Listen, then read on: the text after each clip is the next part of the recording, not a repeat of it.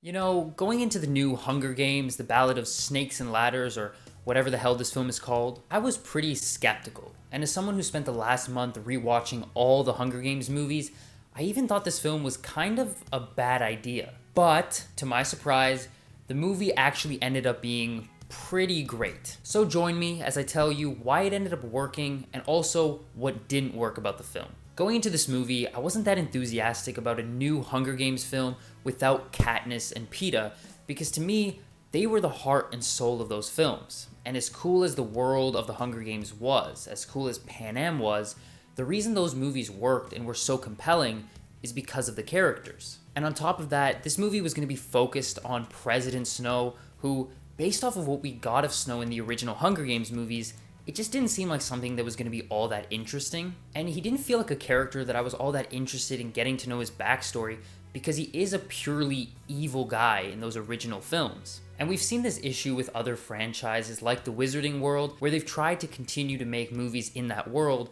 after Harry Potter. And obviously there's interest in that, because the first Fantastic Beasts movie made over $800 million. But those Fantastic Beasts films haven't managed to resonate with audiences in the same way that the Harry Potter films did. And I think a big part of that is you don't have characters on the same level as Harry, Ron, and Hermione that audiences are invested in. I mean, Newt Scamander's cool and so is young Dumbledore, but they're not quite on the same level as the trio. And that's important because it's not enough to just have an interesting world to revisit. The characters need to be the heart and soul of your story. Where this movie succeeds, where a lot of other franchise extension films have failed, is it's able to find two new, compelling characters that you care about and you're invested in their relationship, as well as finding two new actors that are capable of pulling it off. When it comes to President Snow in this movie, he's a lot more interesting than he was in those original Hunger Games films. In this movie, he's actually someone that's pretty likable and you can root for, and you feel compassion towards him. Now, he's by no means a purely good guy. He's not 100% pure of heart like Katniss or Peeta were, but there's enough good in him that as an audience member, you actually like him and root for him, which I think actually causes some issues later on in the movie, which I'll get to in a second, but it really works for the story they're telling, because I think you need someone who has a heart and is kind of a good guy to be the heart and soul of your film. If he was just purely villainous throughout the whole thing, I'm not sure audiences would really be receptive to that. Now, Lucy Gray's character is someone who makes a very interesting pairing with Snow, where she very much represents a lot of what Katniss was about, and in those original Hunger Games films, you can guess that Snow probably saw a lot of Lucy in Katniss. But at the same time, she's also very different, where Katniss was a fighter that had to learn how to perform for the games. Lucy's a natural performer who kind of has to learn how to fight and survive. I'm not a fighter, I'm a lover. No, because if you're a lover, you gotta be a fighter. Because if you don't fight for your love, what kind of love do you have? No, I'm kidding. And both actors, Tom Blythe and Rachel Zegler, are both really good in these roles. Tom Blythe is able to get the whole spectrum of Snow's journey in the story, where yeah, he can be charming enough and likable, and you root for the guy in the earlier part of the story. But then, as we get into part 3, and things start to really spiral out of control in this movie, you actually buy into him as someone who's losing it. And there was multiple scenes in this movie where I thought, he's honestly kind of scary right now. And Rachel Zegler, again, is able to perform this person who has two different sides to her. Like, she can put on a performance and have a certain sense of charm to her when it's needed. Like, towards the end of the film, where she's trying to hide from Snow how she really feels, she's able to put up this front, but at the same time, all of that charm can go away very quickly, and she can turn into someone who's very serious and has a very strong conviction about her. Now, the movie also does a really good job of not feeling like a rehash of the previous Hunger Games movies, in the sense that this is the 10th Hunger Games. And you can feel that this is a very different system than what we're used to in those original films. This is a unrefined version of the games. There's a lot of things that are still being worked out.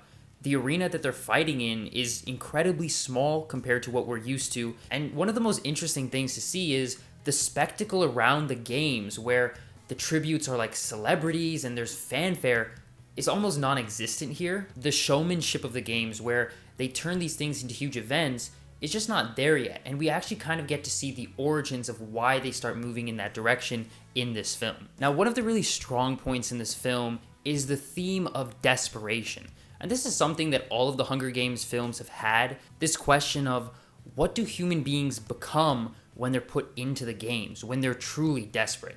Do they become animals? It reminds me a lot of that scene in The Dark Knight where the Batman and Joker are sitting in the interrogation room and Joker's talking about how human beings are only as good as the world allows them to be. But as soon as the chips are down and people get really desperate, they'll eat each other. They're only as good as the world allows them to be.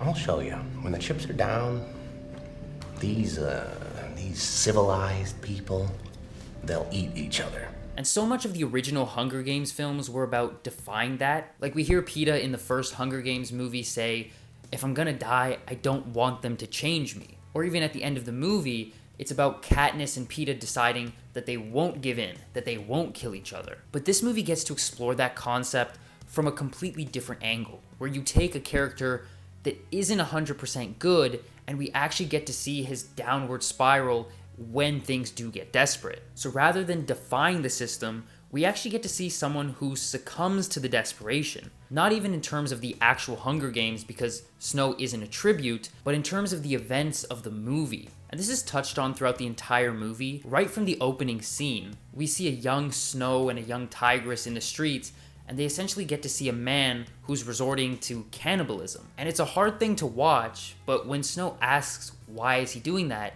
Tigress just says, because he's starving, just showing you what human beings will have to do when they're really pushed to it. And even later on in the movie where you have Snow entering the arena to get Sejanus out, and he ends up having to kill one of the tributes. And he has this really amazing conversation with Viola Davis's character, where she talks to him about how in the blink of an eye, all of his education and growing up in the capital, all of those manners went out the window, and what he was left with was just a boy and another boy fighting each other to stay alive. And all of this culminates towards the end of the film where as the movie goes on and things become more messy and more desperate for Snow, we get to see just what this desperation does to him. How far is he willing to go to cover up his tracks, to get rid of any loose ends? And really, that desperation is kind of the key to Snow's downward spiral as a character. Now, when it comes to the rest of the cast, obviously you have Viola Davis, who gets to play a really eccentric character in this movie, and I feel like it's a given at this point when we're talking about Viola that, yeah, of course she's really good in this movie. But for me, the standout performance is probably Peter Dinklage. He gets to play a character who is, as we learn later on in the movie, obviously very traumatized and guilt-ridden, but throughout the entire film, even before we get that reveal, he does a really good job of playing someone who truly feels unhinged. Just in the way that he talks throughout the entire movie, where you can see his face twitching as he speaks, it just gives you this very unsettling feeling about his character. Now, one thing the film does really well is it's very cleverly written in terms of setting up things earlier on in the film that come back later and play a huge role and pay off in a huge way. Like the scene about the snakes, where we learn that they won't attack someone who has a scent that they're familiar with, and it's a fun little sequence in the moment of kind of revealing that Coriolanus is the one who wrote the documents, but it comes back into the plot in such a huge way where it's actually the reason that Lucy Gray is even able to win the games in the first place. Now, when it comes to the negatives with this film, Part 3 of this movie feels like a completely separate story, where Part 1 and Part 2 of this film are about a specific story, the events of the 10th annual Hunger Games. And what ends up happening is Part 3 kind of ends up feeling tacked on to the story, where Part 1 and Part 2 are building and building, and they feel like they kind of reach their conclusion, and you think you could end the movie here. And then as I was watching the movie, I was like, oh, the movie's still going on? And while I liked a lot of Part 3 and what happens there, within the structure of the movie, it plays very weird. Now, this franchise historically got a lot of criticism for splitting Mockingjay into Part 1 and Part 2, which I agree with. I think that story would have been better told as one movie. But funnily enough, I think this might have been the story that you needed to split into 2 films. Because Part 3 of this movie does feel so distinct and separate from the events of Part 1 and 2, and that way Part 3 doesn't feel so tacked on to the story. Also, this would give us the opportunity to spend more time on the events of Part 3, because my other issue with the film was that the ending felt a little bit rushed. Because even though we do get to see Snow's downward spiral and things getting really messy, we've also spent 2 hours learning to root for this guy and like this guy, and the final 10 minutes of this movie really wants you to believe that he's now the evil Snow that you meet in the original Hunger Games movies. And personally for me, that didn't really land. I didn't buy into the fact that at the end of the movie, yes, this is the President Snow that we meet in the original Hunger Games. I still feel like there's a huge bridge that needs to be gapped. Wait. Nope, scratch that, reverse it. A huge gap that needs to be bridged between where we leave him at the end of this movie and where we meet Snow in the first Hunger Games. And because of that, the ending was a little bit frustrating because I don't think it fully satisfied as a whole complete origin story for the villain. But that's just what I thought about the film. You guys make sure to let me know down in the comment section below. Leave a like, subscribe, and I'll see you guys in the next video.